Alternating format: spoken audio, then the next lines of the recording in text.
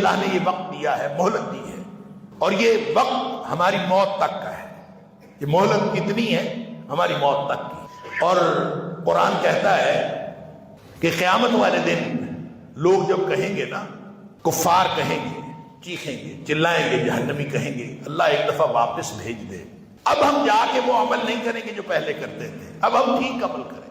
اللہ، تو اللہ تعالیٰ فرمائے گا اولم نعمرکم، کیا میں نے تمہیں عمر نہیں دی تھی؟ مہلت تو دی تھی، پوری عمر ملی تھی۔ ما یتذکر فیہ من تذکر، جو اس میں نصیحت حاصل کرنا چاہتا وہ کر سکتا تھا، پوری مہلت ملی تھی۔ اللہ، وجاءکم النذیر، تمہارے پاس ڈرانے والے بھی آئے تھے، انبیاء آئے تھے، انبیاء کے بعد علماء آئے تھے، علماء کے بعد ان کی نسلیں علماء آئی تھیں، اور علماء نے تمہیں اللہ کے نبیوں کا پیغام پڑھ پڑھ کے سنایا۔ وجاءکم النذیر، تمہارے پاس پوری مہلت تھی۔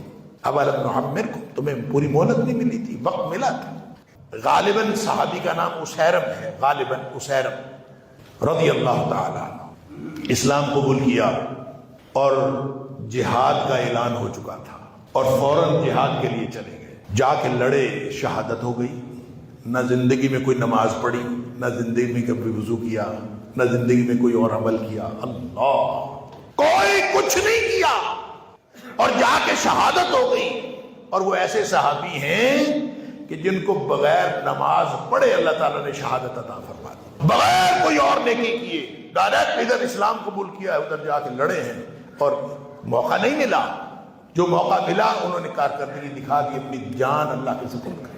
تو جتنا موقع ملے، ان ساری چیزوں کا تعلق وقت کے ساتھ، اور اگر انسان نے وقت ضائع کر دیا، موقع ضائع کر دیا، پھر یہ ذمہ دار ہے۔ اگر یہ وقت ضائع کرتا، وقت موجود ہے، تو یہی اللہ کریم قرآن حکیم میں فرماتے ہیں کہ قیامت والے دن کہا جائے گا اولم نعمرکم ما یتذکر فیہ من تذکر، کیا اتنا موقع نہیں ملا تھا کہ جس نے نصیحت حاصل کرنی ہوتی وہ کر لیتا؟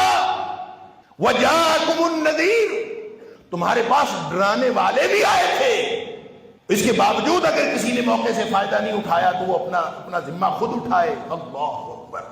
الحمدللہ رب العالمین۔